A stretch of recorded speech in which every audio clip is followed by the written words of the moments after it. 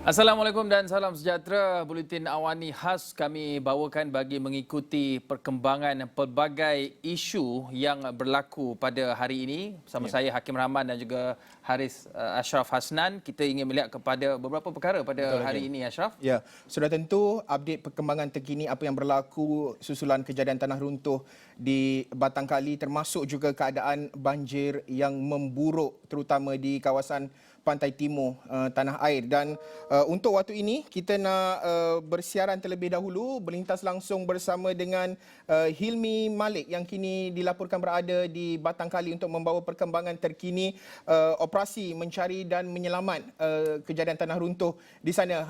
Hilmi, teruskan dengan laporan. Apa perkembangan terkini?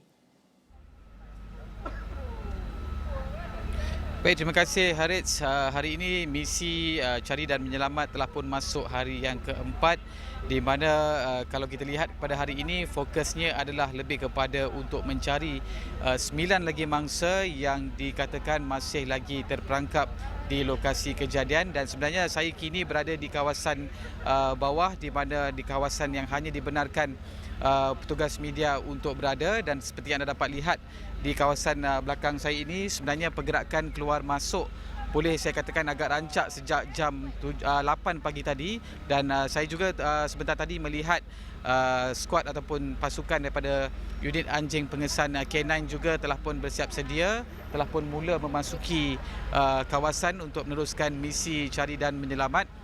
Dan sebenarnya untuk hari ini apa yang boleh saya kongsikan berdasarkan maklumat yang kami terima, di mana fokus mencari dan menyelamat hari ini tertumpu kepada sektor A dan juga sektor C, dan juga di kawasan yang masih lagi belum digali. Jadi itu antara perkongsian yang kami difahamkan sebentar tadi oleh pihak agensi yang terlibat dengan operasi ini, di mana itu adalah tumpuan pada hari ini yang akan menumpukan kawasan untuk mencari 9 lagi mangsa.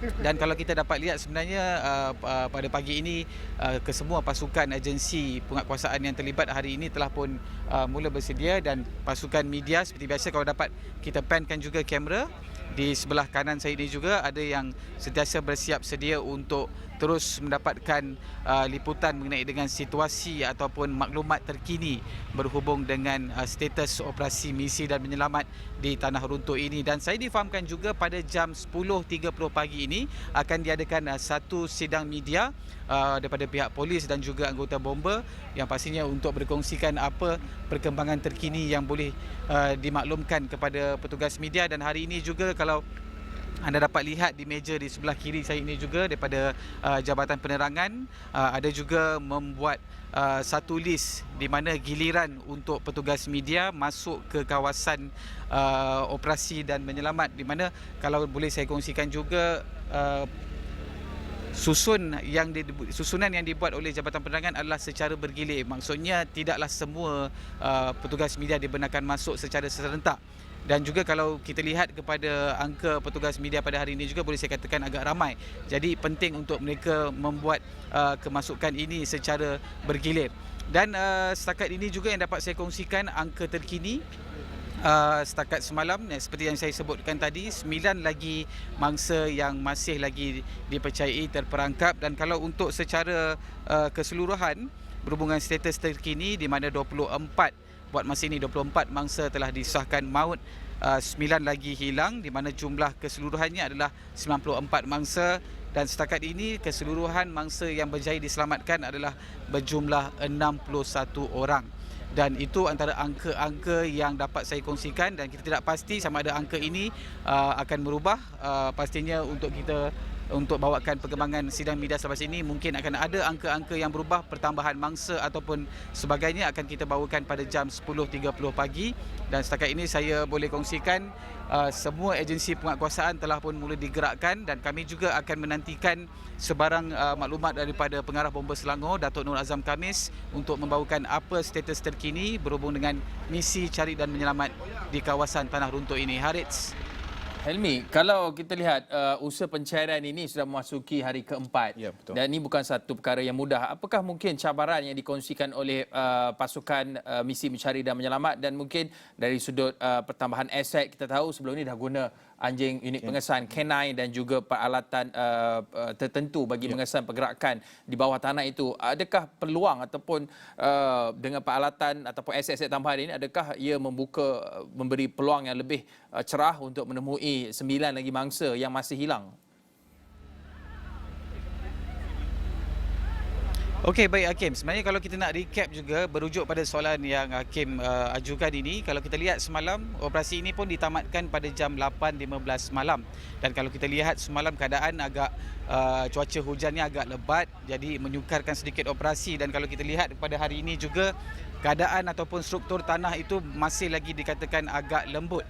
Jadi ini yang saya kira mungkin satu cabaran yang agak besar, kerana untuk kita nak pergi ke kawasan itu dalam keadaan struktur tanah yang lembut, mungkin sedikit sebanyak daripada segi kemasukan, terutamanya melibatkan aset-aset pasukan penyelamat ini. Pastinya melibatkan berat jentera yang agak tinggi, jadi dengan permukaan tanah yang agak lembut, dan ini mungkin sedikit sebanyak mengganggu misi cari dan menyelamat. Kita merujuk juga kepada 9 lagi mangsa yang dikatakan masih hilang. Jadi seperti yang saya katakan tadi, tumpuan di sektor A dan juga sektor C dan juga tempat yang masih belum digali. Tapi melihat kepada soalan Hakim, inilah tadi cabaran yang saya kongsikan. Kita bercakap mengenai dengan struktur tanah di kawasan ini, di mana kalau kita lihat kepada cuaca di sini juga boleh saya katakan sebenarnya agak mendung. Jadi apa yang kita harapkan, tiada lagi hujan hari ini. Moga-moga hari ini cuaca mungkin agak panas sedikit untuk kita memudahkan juga operasi misi dan menyelamat. Moga-moga dekat dalam kawasan operasi juga tidak lagi berlaku keadaan ataupun kita bercakap dengan struktur tanah yang agak lembut tadi, mungkin dapat membantu sedikit kepada misi cari dan menyelamat. Dan itu antara yang saya katakan cabaran yang didepani oleh pasukan penguatkuasa kita pada hari ini. Yang pastinya kalau kita nak lihat cakap ini dengan pasukan penguatkuasa, sebenarnya memang ramai yang terlibat pada hari ini.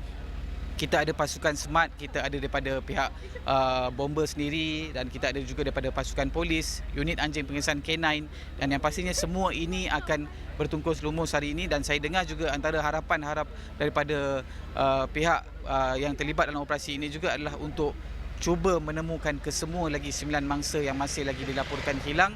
Dan dalam masa yang sama, kita perlu sedar inilah cabaran yang didepani daripada pasukan cari dan menyelamat kita dalam mencari lagi 9 lagi mangsa yang masih lagi dilaporkan hilang. Hakim.